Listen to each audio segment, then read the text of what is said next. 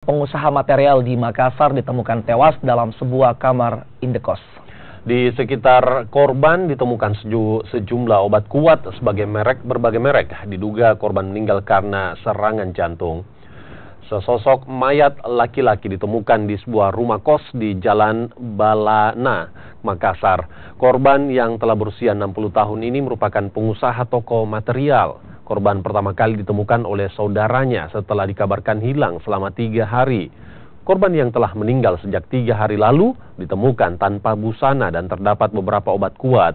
Diduga korban meninggal akibat serangan jantung. Keluarga korban menolak untuk dilakukan otopsi dan jasad korban langsung dibawa ke rumah duka. Berapa hari nggak masuk buka toko maksudnya? Oh, nggak buka toko? Nggak buka toko, jadi saudara curiga apa? Oh, ini adik Bapak memang kerja di mana? Ada usaha? Ada usaha? Usaha apa, Pak? Toko campuran. Material? Bukan.